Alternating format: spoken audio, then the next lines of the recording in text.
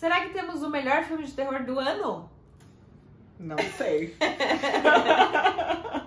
Sempre uma polêmica, né? Sempre uma polêmica. Vamos discutir. Todo mundo falando dele, e aí a gente também não podia deixar de falar de Weapons, A Hora do Mal. Que nome, né, gente? Ai. Lembro quando saiu o trailer e veio como A Hora do Mal, eu falei, nossa, mas que filme é esse, né?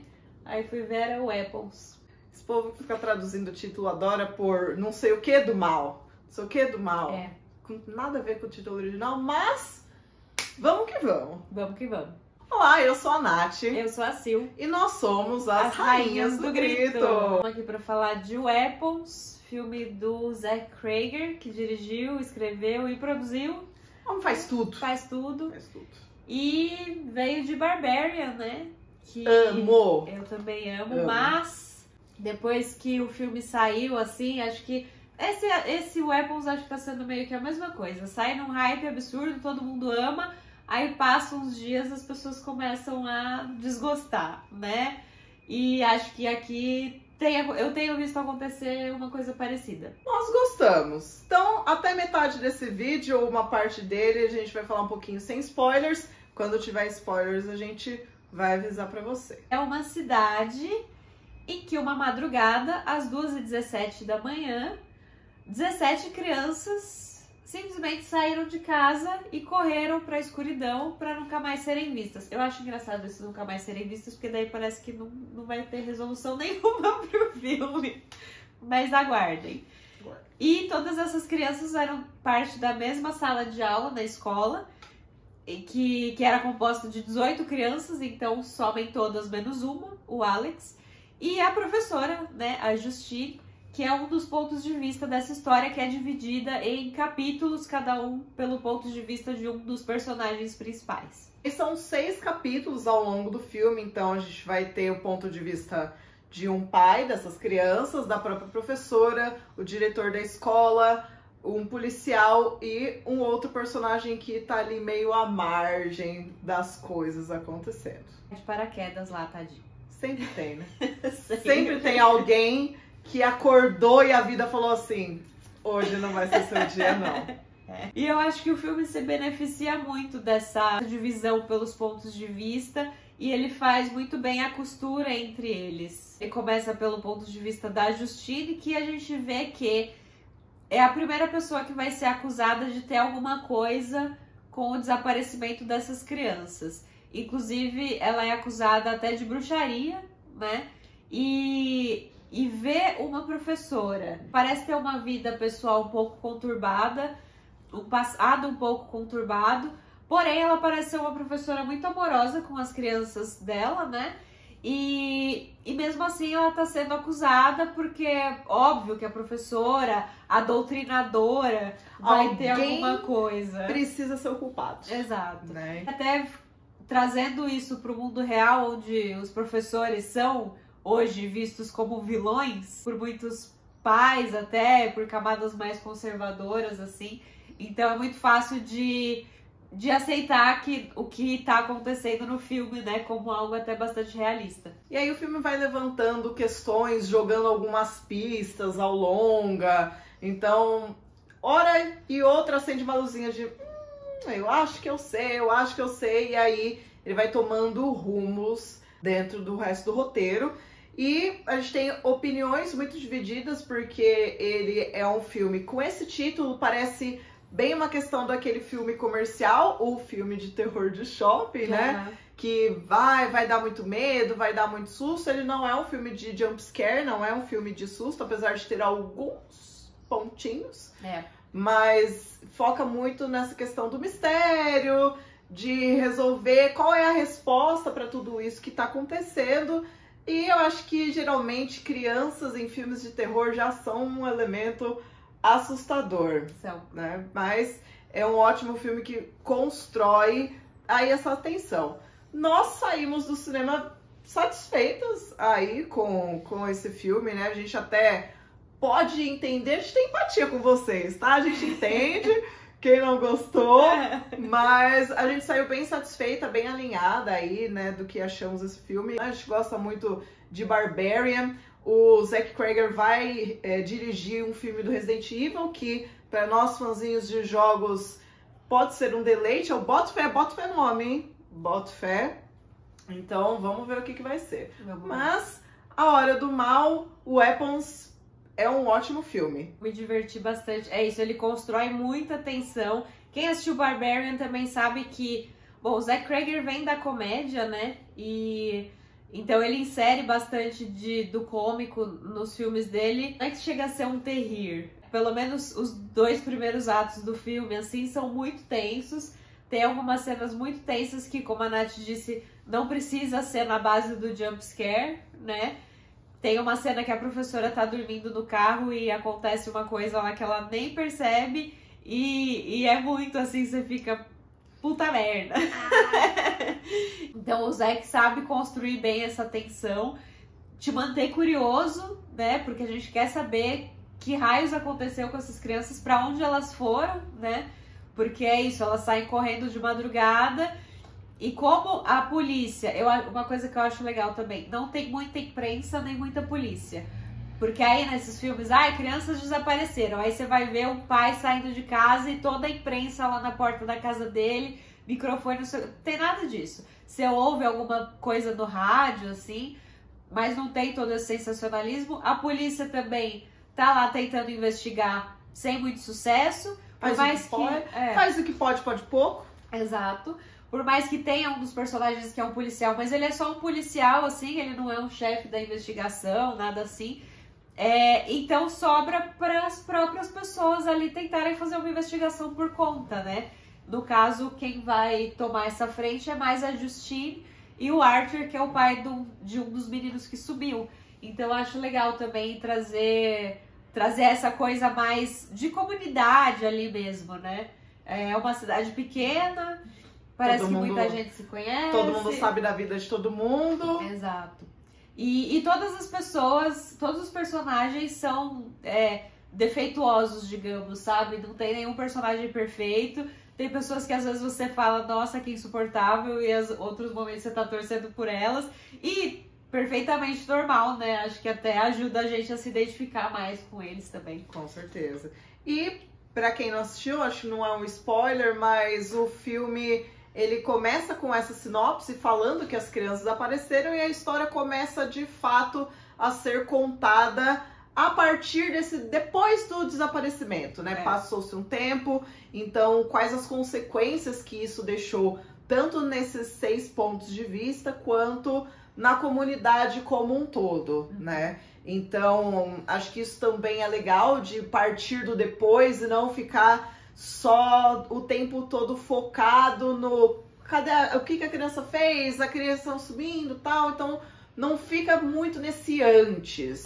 Eu acho que isso dá um toque especial aí para essa tensão, porque por mais que o tempo passe, as pessoas ainda precisam de uma resposta, também estão tentando voltar a uma rotina normal, né? A própria escola, depois de um mês, volta a funcionar, a única criança que sobrou tem que voltar a frequentar as aulas, então essa consequência do depois, esses desdobramentos, torna mais interessante ainda esse caminho. E curiosamente, eu tive a impressão assim, eu não sei vocês, mas a gente que é calejado de obras adaptadas de filme de terror, me pareceu muito um livro de Stephen King, assim. Parece, muito uma historinha que nosso reizinho escreveria. Eu acho também. Só que eu acho que o final dele seria outro.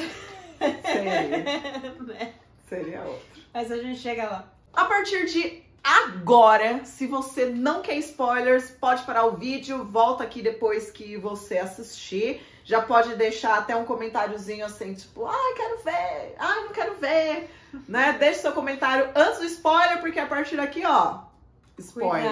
Cuidado. Então, falando mais um pouco sobre os pontos de vista, né? Que vão acabar se unindo. A gente vai, pela ordem, eu acho que os menos envolvidos até os mais envolvidos, né? Porque a gente começa com a Justine, que era o ponto de maior suspeita ali. E claro que ela não tinha nada a ver com esse desaparecimento, né? O Arthur, que é o pai, estava desesperado para achar o filho, né? Mas quando a gente chega, por exemplo, no Marcos, que é o diretor da escola, ele não é um culpado, mas ele é uma grande vítima, né? Os momentos em que o filme começa a ficar muito mais brutal, assim, porque ele começa mais no mistério, no suspense, mas depois ele vai ficando bastante violento. E entra a Gladys, a diva. Diva, ícone. Ideia de fantasia de casal para Halloween. Gladys e... Esqueci o nome do Longlegs. Longlegs. É isso. Se for uma fantasia em grupo, Gladys e várias crianças.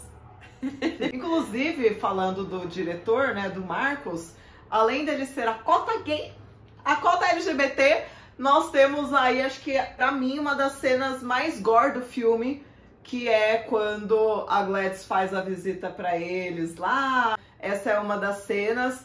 Então a gente não tem assim tanto gore, mas é isso, ele vai ficando realmente mais violento e a gente tem essas outras personagens também, a própria criança que não foi desaparecida e fica essa questão de a casa dele tá estranha, as janelas todas cobertas e querendo ou não, acho que uma das coisas que é muito comum em filme de suspense é que envolvidos tentam investigar por conta própria, né? Então a gente tem alguns momentos que a gente fala pra Justine, ai gata, deixa quieto, já tá sendo lá crucificada, né? Melhor não, mas ao mesmo tempo a gente quer saber, a gente sabe que não vai sair muito aí dessa questão da polícia. A gente tem o James, que é um menino que tá em situação de rua, é usuário de substâncias aí e também é pego no fogo cruzado. Então a gente, igual a Sil diz, tem alguns outros personagens.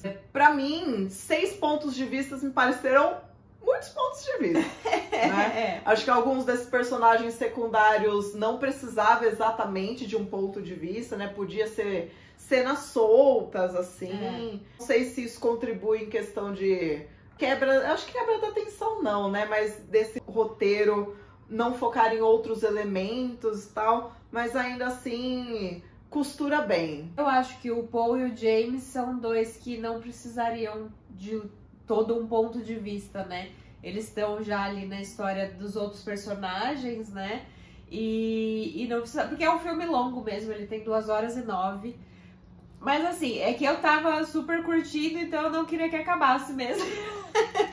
Mas concordo que se tirasse também não ia ser uma grande perda, não. Porque nessa ordem, né, a Justine, o Archer, o Paul, o James e aí o Marcos. Então poderia ser a Justine e o Archer. E aí entra o Marcos, já faria todo sentido, assim, né? Já amarraria super bem com essa coisa da Gladys, que é quando a gente vê ela fazendo... Primeiro que ela aparece, porque segundo ela, os pais do Alex estavam muito doentes. E ela é uma tia da mãe do Alex e ela veio pra ajudar a cuidar dele porque os pais não estavam podendo. Que é a justificativa que ela dá, né? Porque, na verdade, a gente ouve essa chegada dela ao contrário. Que ela estava muito doente e os pais do Alex iam recebê-la pra cuidar dela. E isso dá essa virada. A gente vê que ela tem um ritual, assim, nunca, nada é super explicado, né? Mas ela tem um ritual... E que eu achei super simples, que não precisa de uma explicação do que exatamente, como funciona, tudo. A gente vê o resultado, como ele é feito e o resultado, e acho que isso é o suficiente também. É bom que num filme que foca tanto nessas questões humanas e emocionais, no suspense, os pontos de vista, que não tenha tanto elemento fantástico assim, né? Uma coisa mais mágica, né? Uma bruxa que é uma bruxa mais... Parece que gente como a gente passa despercebido e tal. Então acho que isso é bem legal, né? A gente sempre fala que nenhum filme, sendo de terror ou não, precisa explicar detalhadamente as coisas. Viu, Christopher Nolan? Não precisa ter tudo mastigado pro espectador, porque realmente o foco não é esse. A gente entende que todo mundo quer uma resposta, mas não exatamente, nossa, o histórico completo de cada detalhe e tal. Eu acho que isso também deixa o suspense melhor, inclusive, para esse tipo de filme, né? E uma coisa que eu acho legal até nessa coisa da bruxaria, assim, né, mais simplificada e tal, porque acabou que vira uma comunidade que tá com medo, né, pô, sumiram 17 crianças em uma noite, ninguém sabe como, por quê. E então essas suspeitas rolando e tal, e você vai ver quem é a culpada, é uma velhinha de quem ninguém suspeitaria, que se infiltrou em uma família tradicional, assim, né? Nada demais. É legal ver, assim, essa ameaça vindo de onde você não tá esperando, né? Aí a gente tem também essa tensão pela empatia desses personagens, né? Então a Justine, a gente percebe que ela é uma personagem meio paranoica, ela tá cada vez mais paranoica porque ela está sendo perseguida por esses pais, está sendo ameaçada constantemente por ligação, pessoalmente, ela quer continuar trabalhando e os pais acham um absurdo, ao mesmo tempo o diretor tá tentando botar panos quentes e assim, não vamos causar ainda mais e tal, então a gente entende aí esses elementos e como essas personagens conversam entre si, né? A gente também vai entender o ponto de vista do pai, que é isso, um filho seu desapareceu do nada e precisa-se de um culpado, ele quer respostas, ele vai todo dia na polícia, a polícia fala que não tem mais o que falar pra ele, que já tá fazendo tudo que precisa fazer e tal. E aí a gente tem, depois desse tempo, alguns elementos de sonhos, né? Então, tanto a Justine quanto o Archer começam a ter certos pesadelos, o James também acaba vendo algumas coisas, e aí isso vai se conectando com a Gladys, que é a nossa personagem-chave aí para essa trama, mas que, mais uma vez, não fica nada muito fantástico, né? Eu acho que a gente gosta muito de falar de bruxas, né? A gente, inclusive, tem um episódio sobre o documentário Witches no podcast, para vocês ouvirem, mas essa representação da bruxa como é uma mulher ali, né? Infiltradinha. A gente sabe que ela tem uma estranheza, assim, né? Pra dar aquele tom de, é essa, né? É essa aqui, a querida. É essa. Como não perceberíamos, exatamente, né? E traz também essa questão de que, bom, do Hexploitation mesmo, né? Que a gente tem momentos dessa mulher meio decrépita, assim, meio monstruosa, e que ela tá fazendo aquilo por egoísmo mesmo, é pra ela, a gente não sabe, ela fala que tá doente há muito tempo, a gente não sabe quanto tempo, se é uma entidade aí, um ser de 1000 anos, a gente não tem esse tipo de informação, mas, mais uma vez, não importa, né? E eu gosto a magia pelo, entre aspas, com elementos natureza, meio folk horror, assim, então ela tem um bonsai gigante, ela tem um bonsai gigante, que ela tira dessa árvore os tronquinhos onde ela faz esses feitiços com objetos ou fios de cabelo dessas pessoas que ela tem como alvo aí, né? Então, é bem o que você falou, é bem simples, é uma bacinha d'água, um tronquinho, um outro elemento ali e, olha, eu acho que isso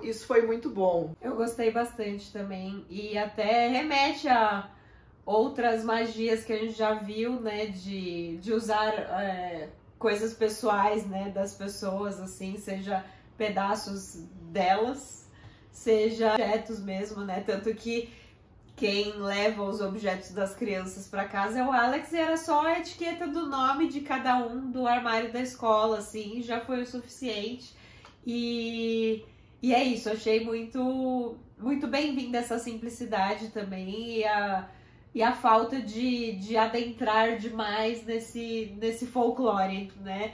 Já tá o suficiente, assim, pra gente aceitar o que tá acontecendo. Nosso querido roteirista, diretor, produtor, vai jogando os elementos ao longo, né? Então tem umas 3, 4 cenas em que a palavra parasita tá assim na nossa cara, logo no ponto de vista da Justine. Não lembro dos outros pontos de vista, mas tá lá. Eu lembro que eu vi, que a gente viu agora o filme, né? Então, tá lá. E aí dá acho que passa na TV um momento, né? Daquele... Esse é o mais claro mesmo, da formiga que o fungo parasita ela vira e meio controla zumbi, ela. né? Então a gente tem isso. Também tem uma curiosidade aí de roteiro que escrito, ele vai descrever essas crianças correndo com os braços abertos e que tem aí uma referência àquela foto clássica, uma garota vietnamita correndo, que ela tá com coisas radioativas, né? Acho que é isso. E é bem igual, assim, essa posição dos braços abertos. Ele descreve que as crianças deveriam correr como se estivessem segurando sacolas pesadas de mercado, né? E outro elemento ali, uma cena que eu gostei bastante, que quando o Archer, que é o pai de uma das crianças desaparecidas, primeiro a gente vai entender, o pai não sabe, né? Mas a gente entende que o filho dele é uma criança que faz bullying com o menininho único sobrevivente, também imagino com outras crianças. Ser criança é um inferno na escola, né? Mas tudo bem. E tem uma hora que ele tá nesse meio pesadelo e ele tá correndo atrás dessa criança porque é uma das crianças que foi filmada saindo, né, de casa. Tem algumas imagens capturadas assim, mas que quando ele tá perseguindo, ele volta para a própria casa dele e tem uma arma rodando em cima com o número do horário e tal, do 2 horas e 17, mas eu gostei disso, que eu achei meio simbólico para essa referência de eu tenho escola mesmo, né? O seu próprio filho ser um possível perpetuador de violência. Sim. Aí, e a gente entende que ele é um personagem que não foi carinhoso com seu próprio filho, ele faz essa ligação emocional, ele fala o tempo todo que ele queria ter falado eu te amo várias e várias vezes, mas ele nunca conseguiu falar. Homens! Eu achei muito bom essa... Quando a gente vê ele meio que perseguindo a Justine, né? Ele tava sendo um chato ali. E aí tem essa cena de sonho dele falando que não conseguia falar que amava o filho. E aí depois a gente descobre que o Matthew era o que praticava bullying na escola. E é tipo, bom, olha aí, né? Sabemos de onde veio esse comportamento. Exato. Aí, homens, vamos fazer terapia, pelo amor de Deus. É um bom desenvolvimento de personagem, assim. Essas revelações, né, que vão indo aos poucos, assim. Eu gostei bastante também. A gente tem também essa questão da Justine, dela tá sendo acusada e até o pessoal fica caçando motivos, né, pra torná-la suspeita, que ela saiu de uma escola, que ela trabalhava porque ela se envolveu romanticamente com uma pessoa, não era com uma criança, né? Então é isso, né? Quando pegam alguém pra Cristo, fica lá, tudo é motivo, né? E ela tá sofrendo esse tudo é motivo depois. Archer, né, que pinta o carro dela, tal. E aí a gente vai entender essa paranoia dela mesmo, que se fosse qualquer um, né, não ia ter como ficar na paz. Exato. Não, eu nem sei por que ela ficou na cidade. Não. Ainda querer continuar a trabalhar, né? É isso, né? A gente tentando viver uma vida normal mediante as desgraças. Aí é difícil. Eu gosto muito da cena que ela tá sendo perseguida pelo diretor lá, o... Nome de personagem pra mim é difícil, viu, gente? É difícil. Tem uma cola aqui que vocês não estão vendo. Mas é difícil. Ela tá sendo perseguida pelo Marcos e ela entra no mercadinho, né? Que é onde ela compra a bebida pra descontar as mágoas dela na bebida. E ele ataca ela enquanto ela tá abastecendo o carro. Depois ela entra lá e quebra tudo e tal. Eu acho essa cena bem tensa, assim, porque é a primeira vez que a gente vê uma ligação, uma semelhança com o que aconteceu com as crianças, e quem está, entre aspas, infectado aí, sendo controlado é o diretor, que é amigo dela, e ele tá cheio de sangue na cara, correndo igual as crianças, e aí o próprio Archer faz essa ligação, e finalmente ele cai dessa de acusador pra ser a pessoa que se junta com a Justine pra ir atrás de respostas. Fica aquele climão, né? A gente se desgosta, mas vamos, né? Já tá lá. É isso. E aí fazer o quê? Vão sozinhos. Ser amante do policial não basta, né? Não basta. Mas a gente vê também, né, que o Paul, que é o policial, vai até lá e não adianta muita coisa. O problema é as pessoas serem pegas desprevenidas, né? Porque ninguém sabe. Mas assim, gente, é uma casa com todas as janelas tapadas com jornal. Você não vai entrar assim só, bora ver o que tem aqui, né? Curiosidade. Mesmo né? sendo policial, porque, como eu disse antes, ele é só um policial, ele não é nada... Mas é um treinamento meio bunda, igual qualquer policial. Exatamente. Ele não vai resolver nada sozinho, não é... É aquela coisa, né? O pequeno poder da arma no coldre ali, porque isso já vai resolver tudo.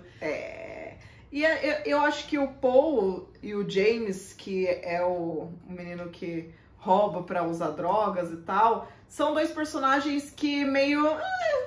não precisava muito estar ali, não precisava ter um ponto de vista e tal, mas já que tá, né? Eu acho que eles mais interagem entre si do que com as outras personagens de fato. Ali a gente tem, acho que engraçada a cena em que o Paul vai revistar o James, ele fala assim, não tem nada que me fura não, né? E ele de fato acaba furando o dedo numa seringa e imediatamente, né, ele vai tentar se limpar, jogar álcool, com medo de estar com AIDS, coisas assim. Mas antes disso, ele dá um soco no James e ele desliga a câmera do carro. Parabéns! Atual o suficiente pra vocês? Né? E aí depois o James, na hora que ele tá numa segunda perseguição, o James enfia 3 seringas na bochecha dele, né? Começa aí, por exemplo, alguns desses elementos cômicos, né? Eu acho bem isso. O diretor nesse filme usa de elementos cômicos sem exagero, sem tornar o filme um terrir, que agora é uma palavra no dicionário, viu, gente? Terrir agora existe. Então... merecidamente. Exato, não tem essa virada de chave entre gêneros e tal. A partir de agora vai ser só risadas. Ele não parte para esse tipo de absurdo. Então acho que o humor aqui, ele vem como essa quebra de tensão, uma quebra de gelo, porque é tensão o tempo todo, né? Teria como ser diferente, teria como seguir só pela seriedade. Mas eu até vi um comentário ontem do Nacho Vigalondo, que é um cineasta também, né? E ele tava falando especificamente de Herege. Ele fala sobre filmes que constroem todo um clima de terror por um tempo, pra depois virar um boneco de fantoche de meia, falando, olha como eu sou assustador, né? E estraga. E, assim, em Herege eu concordo, que eu gosto muito mais do Herege até o primeiro ato do que o final. Mas várias pessoas estavam nos comentários falando, será que ele tá falando de Weapons? Depois ele fala, eu não assisti Weapons ainda. E eu acho que o Weapons é um que não cai nessa, sabe? Por mais que ele tem essa quebra de clima, essa mudança, assim, no tom. Mas eu acho que descambar pra doideira não é um negócio que estraga a experiência. Mas eu vi gente já comentando que, né, que não gostou do filme justamente por isso. Por causa dessa quebra de clima, assim. Como acontece em Barbarian também. Então eu acho que, tipo, entendo, né, que possa ser algo que não vai agradar todo mundo mesmo.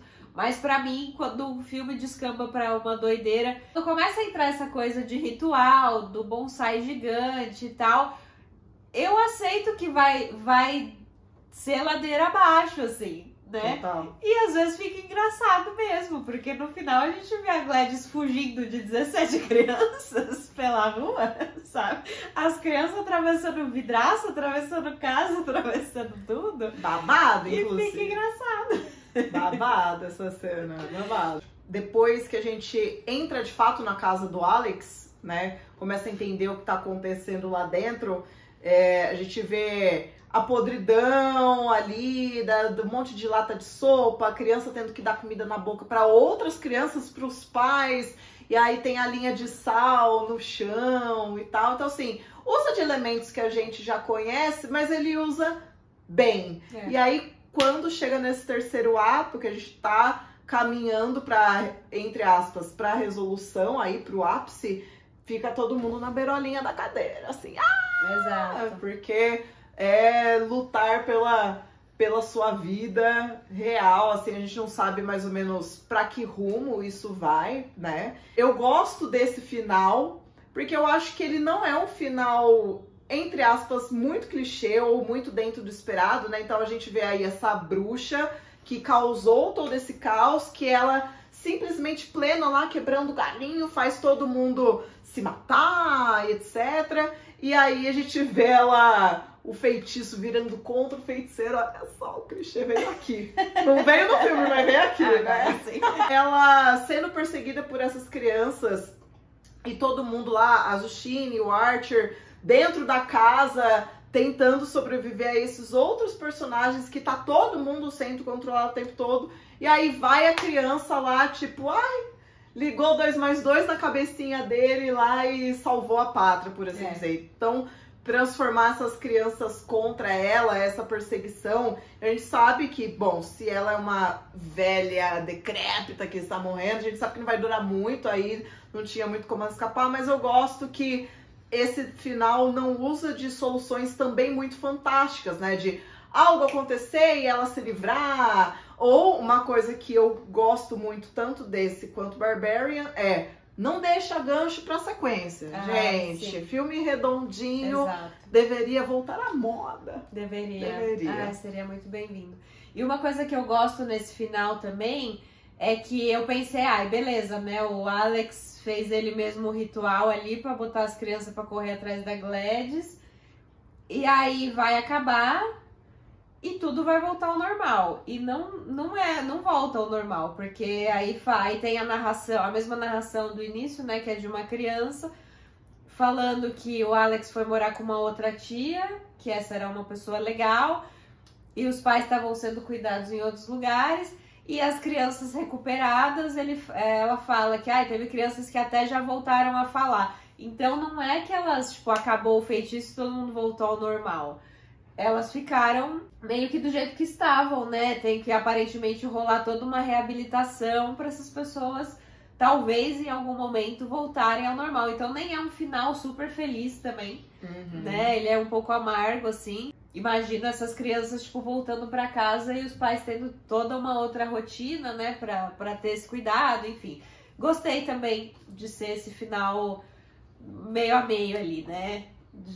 Total. Beleza, as crianças voltaram, mas não exatamente como a gente esperava também. E aí faz uma ligação com a narração do começo do filme, né? Que o filme também começa com uma criança narrando o que aconteceu e que ela fala que a cidade meio que deixou mais ou menos assim, que no filme ele está contando o que aconteceu de verdade, né? Então, como essa cidade reage depois, como que você, uma cidade inteira, vai explicar tudo isso que aconteceu, ver criança atravessando a sua casa, quebrando vidro, né? Também gosto muito que elas destroçam a Gladys ali no final.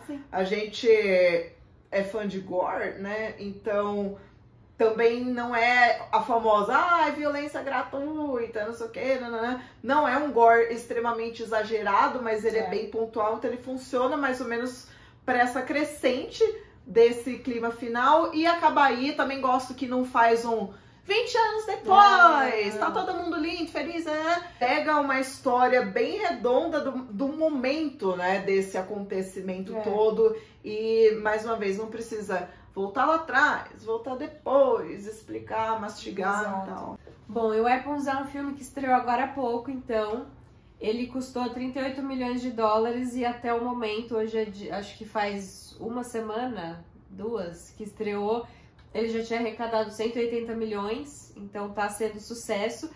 E uma curiosidade é que rolou uma briga muito feia pelos direitos desse filme, antes dele começar a ser produzido, né? Eram a Universal, a Monkey Paw, que é do Jordan Peele, e a New Line, se não me engano. E a Monkey Paw falou, eu pago 30 milhões nesse filme. Aí a Universal falou, estou fora. Daí a New Line falou, pois eu pago 38 milhões. Ficou com os direitos. Jordan Peele ficou frustradíssimo, demitiu a equipe inteira dele. Menina, foi muito babado. E o Zach Cregger até falou depois que nem tava conseguindo aproveitar. Ai, que legal, várias pessoas interessadas nesse roteiro e tal. Ele não tava conseguindo aproveitar porque tava muito tenso, assim.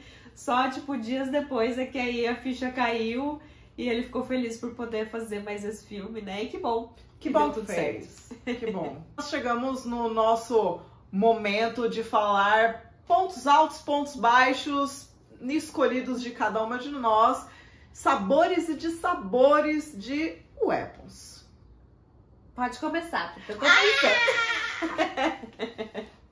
Eu acho que um sabor que eu gosto, uma cena que eu gosto muito, além de todas que eu já falei que eu gostei, é aqui a Justine está dormindo no carro.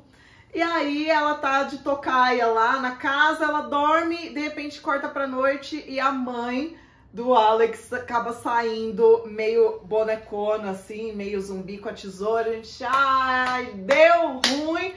E a gata continua dormindo, né? A mãe do Alex entra no carro, corta o fiapão de cabelo dela, sai.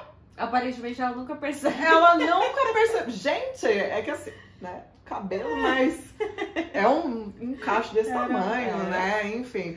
Achei legal, achei todas esses elementos do parasita que ele coloca, porque realmente é a Gladys controlando lá. As aparições dela também eu achei icônica, essa bizarrice aí da parte dela. Então acho que esses são os meus sabores principais, além do gore, das 2 cenas de gore que... Foi mesmo. Pra mim, eu acho que eu gosto das cenas do Marcos, quando ele começa a aparecer mais, porque aí a gente tem essa dinâmica de casal com o marido dele, assim, e é muito fofo. Eu queria muito ter visto mais deles, inclusive, quando eles estão em casa ali numa cena, os dois estão usando pijamas que combinam, assim, do Mickey. Muito precioso. Ele do Mickey e o parceiro dele com a Minnie. Exato. E então são personagens que foram muito queridos, assim, por mais que o Marcos, como diretor, ali é até um pouco passivo, assim, né, pra lidar ali com todo esse problema que tá acontecendo. Demora até falar com os pais do Alex também, depois que a Justine traz essa preocupação com o estado da casa, com as janelas todas tapadas e tal. Mas mesmo assim, depois quando a gente passa a ver o ponto de vista dele, é muito bonitinho dentro de um filme tão tenso, sabe? E até fica super violento no ponto de vista dele mesmo, então... Mas eu achei um bom desenvolvimento também. É uma criança que dá pra gostar no filme, né? Porque às vezes a galera usa criança como um elemento muito aterrorizante nos filmes de terror.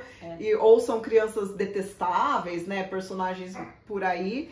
Mas o Alex é uma criança querida, né?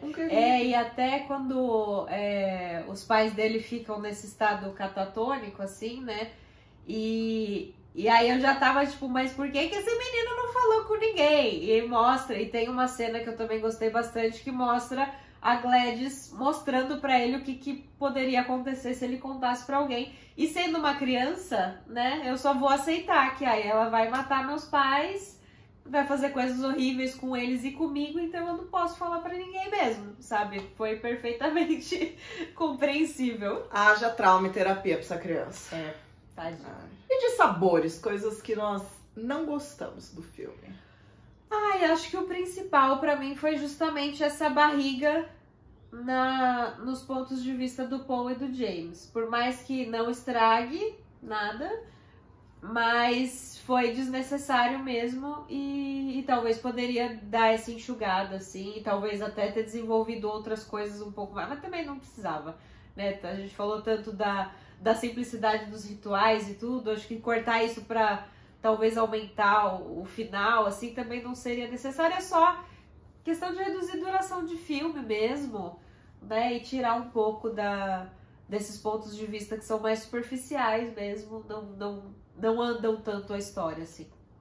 Concordo, inclusive, se fizesse uma substituição do ponto de vista dos dois para um mini ponto da Gladys, eu acho que ia ser babado. Ia ser babado. E assim, um ponto de vista sem explicar muita coisa, sim, né? Sim. Sem trazer respostas e tal, mas só, né, dessa introduzida da personagem. Exato, também. Eu acho que seria legal. Acho que meu dissabor também é esse. Porque no fim é isso, nós saímos satisfeitas, gostamos muito, então não tem muito que você olhe e fale assim, isso aqui estragou tudo. Né? Então nada que estragasse. Não, tá tranquilo. E notas, então, de 0 a 5 estrelas, Sil? Eu ainda tô emocionada, então eu dou 4,5. Pode ser que amenize um pouco mais pra frente, depois que o filme vai assentando, né? Mas acabei de ver, então vou ser generosa. Eu também. Eu dou 4 estrelas e eu dou um coraçãozinho de favorito, assim. Eu achei que teve outros filmes esse ano que me marcaram também, mas esse é um deles, então é isso. E a gente tem uma coisa, não sei você ou vocês, Mas às vezes, quanto mais eu falo de um filme, ou eu vou gostando mais ou eu vou gostando menos. É, sim. Por isso que a gente gosta de ter um podcast, Hablar, né? Ter esse debate. fazer essas trocas, né? Até pra entender algumas coisas também que às vezes fica, né? Ah. Difícil. É isso, essa foi a nossa discussão sobre A Hora do Mal, né? Queremos saber de vocês o que vocês acharam também desse filme, já assistiram, pretendem assistir. Queremos opiniões e é isso, é um dos melhores do ano, o que vocês acham? Se você concorda, discorda, deixa aí nos comentários. Não se esqueçam de se inscreverem no nosso canal, isso ajuda a gente com bastante coisa, por incrível que pareça, né? Lembrando que o Rainhas do Grito também é um podcast que está no seu agregador favorito. Também temos críticas em texto no nosso site, rainhasdogrito.com.br. Estamos no Instagram. Contamos aí com a companhia e o suporte de vocês e a gente se vê na próxima crítica, então. Até mais!